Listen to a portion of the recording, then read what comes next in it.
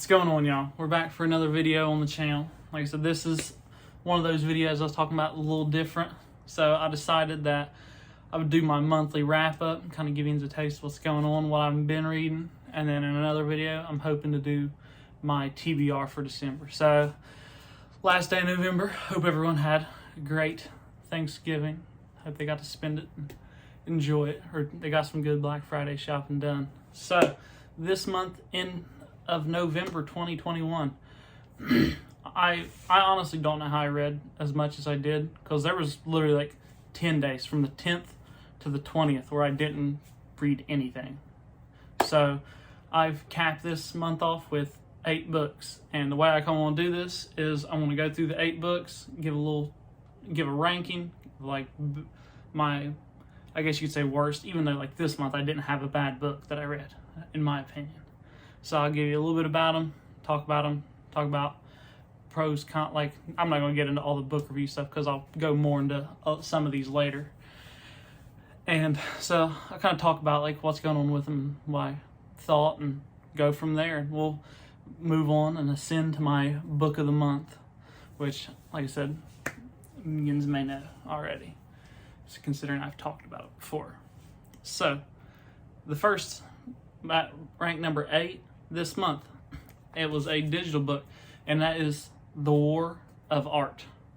And that's a book by Steven Pressfield, and it's a nonfiction, kind of a, you could say a self-help book in a way, but it's about creativity and overcoming resistance. So it's really for anyone who's out there trying to create art, or anyone who wants to get into some kind of creative endeavor. There's this constant resistance that's pulling you back and keeping you from doing the work and keeping you from following the muse. And it's about getting through that, fighting against that resistance to create art. And like I said, it's a great book. There's a lot of great quotes in it. I love the part where he's talking about the muse and letting the muse work through you, and that's just the expression of your art and stuff. And it's great.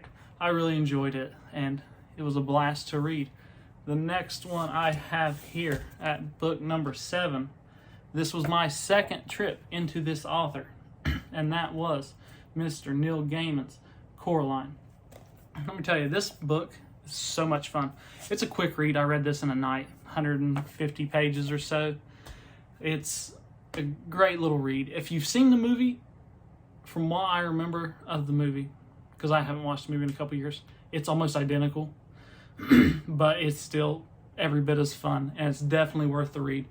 And so that's my second piece of work of his that I read. I loved it, and I'm definitely excited to get into more Neil Gaiman. Story-wise, I don't think I need to talk about it. I feel like everybody knows the story of Coraline and that magical door in her flat. So I don't think I need to talk much more about that one. All right, next we got, and this was another, or this is a first time author for me reading, and this month I read 3 of his books, and it was a trilogy, and I read them in, I think, less than 7 days, and I highly recommend them, because I'm going to talk about them on the channel hopefully in the next couple weeks, because they are excellent. And that is Mr. Blake Crouch's Wayward Pine trilogy. Let me tell you, I heard that Blake Crouch was this epic sci-fi writer, and that he was this modern day Michael Crichton and all these things. I've heard great things about him, and when I started reading the first Wayward Pines trilogy, or the first of the Wayward Pines trilogy, Pines, which is going to clock in at number 6, I was like, okay, so this seems like a crime novel, and it just seemed like a mystery crime novel. But by the time the last 75% mark to the end, I was mind blown. I was not ready for it, and let me tell you, it evolves into an epic sci-fi novel. And so definitely think you should check that out. And like I said, if you read the first one, I promise you're going to want to read 2 and 3. There's, without a doubt, if you like the first one, you got to go on with the series, because it's crazy. Which brings us to number 5, which is going to be Wayward, which is the second book in the Wayward and Blake Crouch's trilogy. And so Pines picks up right where Wayward picks up right where Pines left off. And it's a thrill ride. It's insane in the nth degree. Like, it's just epic and crazy and wild. And you get so much more character development. Because in the first one, you get just our protagonist. Book 2 wraps up with every other character. You get a lot more backstory. You get a lot more insight into everybody. And then The Last Town, which is book 3, let me tell you, it caps it off. Perfect way to finish that trilogy up. And I hope we get to see more from that universe and Mr. Blake Crouch in his work. I already own 2 of his other books. I own Dark Matter and Recursion, which hopefully I can find somewhere to squeeze in December, but it's gonna be a little busy. Might have to hold off till January. All right, so that should bring us to number 4, which is going to be, no, that should be number 3, excuse me. Maybe I counted wrong, I don't know. This is gonna be, number 3 is gonna be The Alchemist by Mr. Paulo Coelho.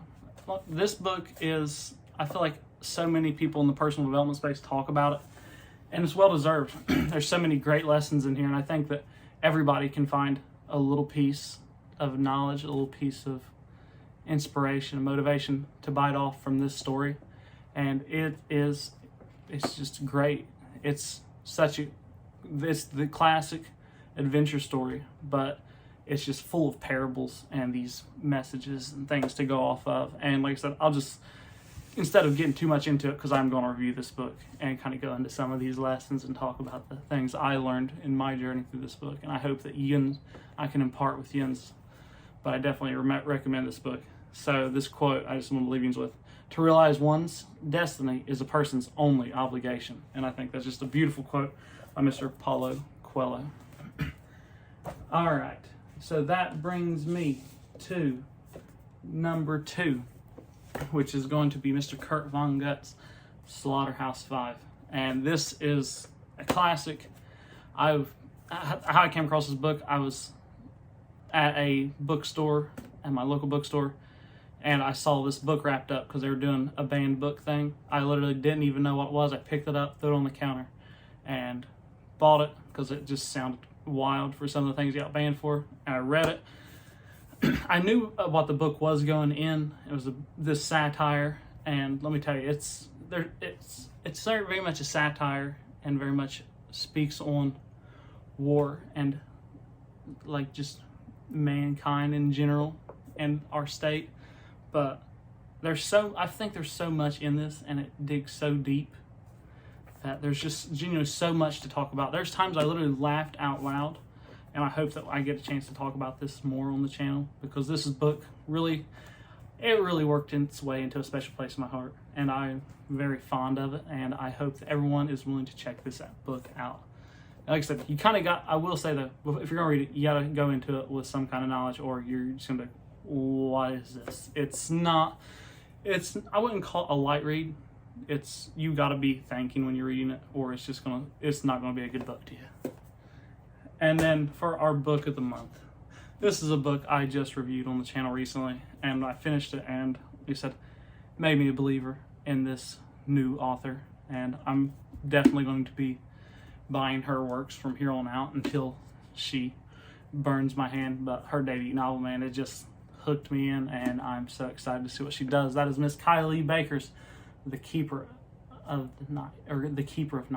And let me tell you, like I said, got a review of that book. It's up on the channel. Go check it out. It's great. The book's just phenomenal, and I'm so excited for more in that universe and to see what else that Miss Kylie Baker is able to do. So that's all I got for you for this November. What did you read this month? Let me know what you think of my read books, and I can't wait to tell you what I would like to read in December. I'll see you next time, but in the meantime, stay reading, y'all.